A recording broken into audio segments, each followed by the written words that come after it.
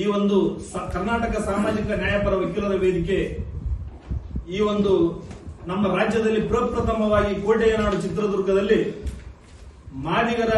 ಪ್ರಥಮ ಮಾದಿಗರ ರಾಜ್ಯ ಮಟ್ಟದ ವಕೀಲರ ಬೃಹತ್ ಸಮಾವೇಶವನ್ನ ಆಯೋಜಿಸಿದ್ದಾರೆ.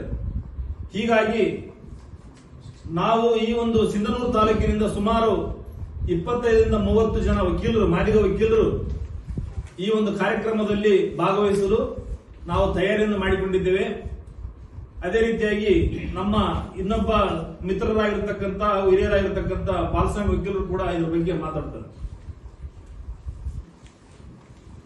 ಎಲ್ಲ ಪತ್ರಕರ್ತ ಮಿತ್ರರೇ,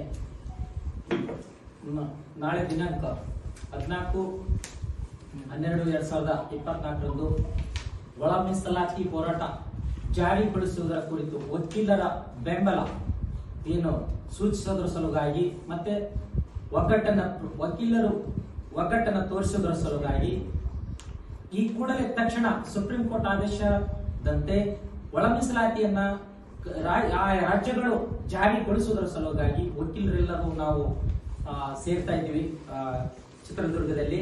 ಮತ್ತ ಅನೇಕ ಹಿರಿಯ ವಕೀಲರು ಅಲ್ಲಿ ಸಾಕಷ್ಟು ಸುಪ್ರೀಂ ಕೋರ್ಟ್ ವಕೀಲರು, ಹೈಕೋರ್ಟ್ ವಕೀಲರು ಭಾಗವಹಿಸ್ತಾರೆ.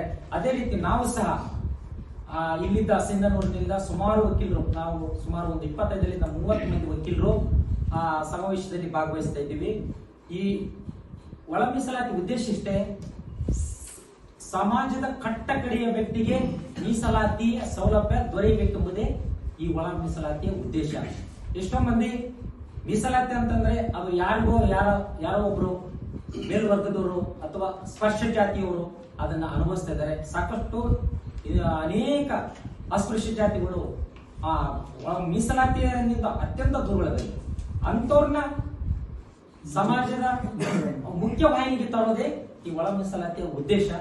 ಇದು 1994ರಲ್ಲಿ ಮಂದಕೃಷ್ಣ ಮಾದಿಗರ ಆಂಧ್ರದಲ್ಲಿ ಚಳವಳಿ ಪ್ರಾರಂಭ ಮಾಡಿದರು. ನಂತರ ನಮ್ಮ ಕರ್ನಾಟಕದಲ್ಲಿ ಅನೇಕ ಹೋರಾಟಗಾರರು, MRHS ಸಂಘಟನೆ ಇರ್ಬೋದು, ಮೀಸಲಾತಿ ಹೋರಾಟ ಸಮಿತಿಗಳು ಇರ್ಬೋದು, ಸಾಕಷ್ಟು ದಲಿತ ಮಾದಿಗ ಹೋರಾಟಗಾರರು ಭಾಗವಹಿಸಿ ಸುಮಾರು ವರ್ಷಗಳಿಂದಲೇ ಹೋರಾಟ ಮಾಡ್ತಿದ್ದಾರೆ. ಆದ್ರೆ ಸರ್ಕಾರ ಮಾತ್ರ ಇದಕ್ಕೆ ಮನ್ನಣೆ ಕೊಡ್ತಾ ಇಲ್ಲ ನಮ್ಮ ಹೋರಾಟಕ್ಕೆ.